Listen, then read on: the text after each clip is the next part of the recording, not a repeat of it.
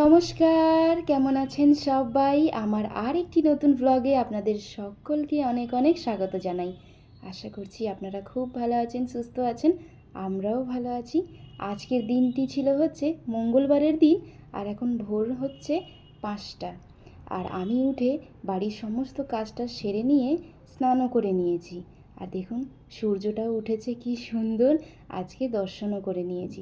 চলুন এবার রেডি হয়ে চলে যাচ্ছি রান্নাঘরে। আমি তো সকালবেলা উঠে স্নান করে তারপরে হচ্ছে রেডি হয়ে নিয়েছিলাম। ভাবলাম একবারে আজকে শাড়ি পরেই কাজটি করব। এত পরিমাণে গরম, কিছু বলার নেই। তবে বছরে একদিন তো, এই পুজো পার্বণের দিনে একটু শাড়ি পরে কাজ করতে বেশ ভালোই লাগে। অন্যান্য দিন তো পারি না, তবে আজকে ভাবলাম শাড়ি পরেই কাজ করব। তো প্রথমে রান্নাঘরে আসার সঙ্গে সঙ্গে খিচুড়িটা চাপিয়ে দিয়েছি, কারণ খিচুড়ি একটু হালকা হিটে একটু সময় লাগে, তো যার জন্যে প্রথমে খিচুড়িটাই চাপিয়েছি সমস্ত মশলা দিয়ে। আজকে একদম অন্যরকমভাবেই করেছিলাম। তো চলুন এইটাকে একবার ঢাকা দিয়ে, চাল টাল ভাজা হয়ে গেছে আর মশলাও দিয়ে দিয়েছি। আর আমার কড়াইয়ের অবস্থা আজকে এরকম। ঢেকে রাখছি, কিছুক্ষণ পর আবার অন্য একটি হাঁড়িতে অর্ধেক অর্ধেক করে দেব। আর আজকে আমি এই শাড়িটি যেটি পরেছি, এটি হচ্ছে ভাইফোঁটার সময় কলকাতায় গেছিলাম, তখন আমার বড় মামি, মানে আমার হাজব্যান্ডের বড় মামি, আমারও বড় মামি, উনি হচ্ছেন এই শাড়িটা আমাকে গিফট করেছিলেন। তো ভাবলাম আজকে এই শাড়িটাই ভাঙবো। তো সকালে উঠে এই শাড়িটাই পরে নিয়েছি, আর ব্লাউজটা তো আমারই কেনা ছিল, আর এটার সঙ্গে খুব সুন্দর ম্যাচ হয়ে গেছে। চলুন এদিকে খিচুড়িটা চাপিয়েছি, যেহেতু ঠাকুরের বাসনে রান্না হচ্ছে, তো যার জন্য একটাই কড়াই রয়েছে আমার কাছে।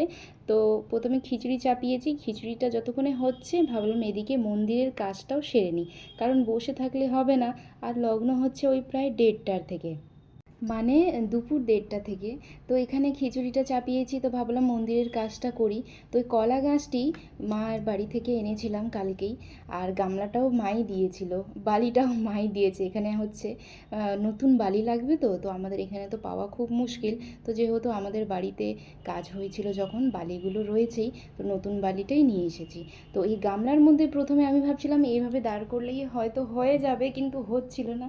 পরে হচ্ছে গামলার অর্ধেক বালিটি নিচে ফেলে দিয়ে তারপরে কলা গাছটি দিয়ে তারপরে আমি বালিটি দিয়েছি। কি সুন্দরভাবে হয়েছে দেখুন।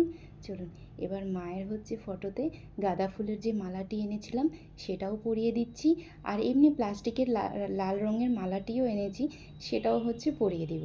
আর এদিকে গণেশ ঠাকুরও রেখেছি, গণপতি বাপ্পা, আর উনাকেও একটু নতুন আজকে জামা পরিয়েছিলাম আর ফুল দিয়ে সাজিয়ে দিচ্ছি। আর এদিকে গাঁদা ফুলগুলো বেঁচে গেছিলো, তো ভাবলাম একটু ওই গামলার মধ্যেও রেখে দিই। কি সুন্দর লাগছে মায়ের প্রতিমা, তাই না? আর মাথায় হচ্ছে একটি লাল ওড়নাও দিয়েছিলাম। চলুন এবার ঝপাঝপ করে রান্নাঘরে এসে দেখি আমার খিচুড়িটাও প্রায় শেষ।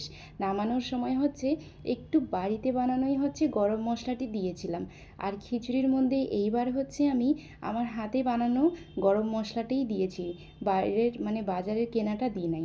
আর জিরা গুঁড়ো, ধনিয়া গুঁড়ো তো ওটা তো প্যাকেটেরই ছিল। চলুন এবার খিচুড়িটা নামানোর পর ওই কড়াইটিকে ভালো করে ধুয়ে এবার 13 রকমের যে ভাজাটি সেটি এক এক করে ভাজবো। তো যতক্ষণে আমি ভাজছিলাম ভাজাগুলো, ও দেখি ঘুম থেকে উঠে স্নান করে নিয়েছে। তা ও বললো যে ঠিক আছে তাহলে ভাজাটা আমি করি। আর এদিকে হচ্ছে আমি কাঁঠালটি, মানে কাঁঠাল, পাকা কাঁঠাল এনেছিলাম, সেটাও ফাটিয়ে রেখে দিচ্ছি, পরে আর সময় হবে না। মানে ওই 4 থেকে 5 মিনিট সময় লাগলো। আর এদিকে ভাজাও হয়ে গেছে, এদিকে কাঁঠালটাও রেডি হয়ে গেছে আমার, ফ্রিজে তুলে রাখছি। এবার হচ্ছে লাবড়া সবজি করব। গরম তেলের মধ্যে দিয়েছিলাম আদা বাটা, শুকনো লঙ্কা আর গোটা জিরে। তারপরে হচ্ছে সবজিগুলো দিয়ে দিচ্ছি।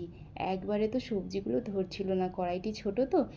তা ভাবলাম ঠিক আছে, ওই যে পুঁই শাকের যে পাতা, তারপর হচ্ছে কুমড়ো, বেগুন, এগুলো যখন গলে আসবে সবজিগুলো, তখন সবজির পরিমাণটাও মানে একটু কমে আসবে। তো আমি একটু একটু দিয়ে সবজিগুলো ভেজে নিচ্ছিলাম, আর সেই ফাঁকে গিয়ে গিয়ে একটু মন্দিরের প্রদীপগুলো, যেগুলো ধুয়ে রাখছি, মাটির প্রদীপগুলো সাজিয়ে নিচ্ছি। এসে দেখি সবজির পরিমাণটি কমে গেছে। আবার গামলার যত সবজিগুলো ছিল সেগুলো দিয়ে দিচ্ছি। আর আমি লবণও দিয়েছিলাম, সেটা আর দেখাতে পারলাম না, কিন্তু হলুদ এখনও দিলাম না। তো এখন হচ্ছে মানে 5 থেকে 6 চামচের মতন জিরা গুঁড়ো দিচ্ছি, ধনে গুঁড়ো দিয়েছি, তারপর হচ্ছে রেড চিলি পাউডার দিয়েছিলাম, হলুদ, লবণ দিয়ে আর অল্পখানি চিনি দিয়েছি। আর যে বড় হাঁড়িতে সবজি কেটে রাখছিলাম না, দাঁড়ান, ওটা দিয়েই ঢেকে দিচ্ছি, তাহলে আর খুব সুন্দর ভাজাও হয়ে যাবে। আর এদিকে হচ্ছে মায়ের 13 রকমের ফল লাগবে, আর এদিকে হচ্ছে 13টা পান, 13টা সুপারি। আর এই যে পুজোটি, এটি কিন্তু আমার বাবার বাড়িতে হয় না, আমার শ্বশুর বাড়িতেই হয়। তো আমার শাশুড়ি মা কিন্তু আজকে থেকে প্রায় ওই 20-22 বছর ধরে এই পুজোটি করছেন। মানে আমার শাশুড়ি মায়ের আগে উনার শাশুড়ি মা করতো পুজোটি, তারপরে আমার শাশুড়ি করে, আর এখন তো আমিও করি। তো আমাদের বাড়িতে হচ্ছে মেন যিনি ঠাকুর উনি হচ্ছে মা বিপদনাশিনী মা। তো আমাদের বাড়িতে হচ্ছে প্রত্যেক মঙ্গলবার উনার নামে নিরামিষও খাওয়া হয়, পুজোও দেওয়া হয়। আর প্রতি বছর হচ্ছে আমরা এই পুজোটি একদম মানে ভালো মতন করেই করার চেষ্টা করি। আর আমাদের বাড়িতে মা বিপদনাশিনী মায়ের যে ফটোটা আপনারা দেখছেন, সেটিও কিন্তু আজকের নয়, সেটিও কিন্তু মানে 20-22 বছর আগের ফটোটি। সেটিকে আমি একদম বড় করে নতুন করে বানিয়ে বাড়িতে প্রাণ প্রতিষ্ঠা করে রেখেছি। তাহলে চলুন, আজকের ব্লগটাও আমি এখানেই শেষ করছি। সবাই ভালো থাকবেন, সুস্থ থাকবেন। ব্লগটি কেমন লাগলো কমেন্ট বক্সে অবশ্যই জানাবেন। ভালো লাগলে একটি লাইক কমেন্ট করে পাশে থাকবেন। সবাই ভালো থাকবেন, সুস্থ থাকবেন। দেখা হচ্ছে আবারও একটি নতুন ব্লগ ভিডিও রেসিপি নিয়ে।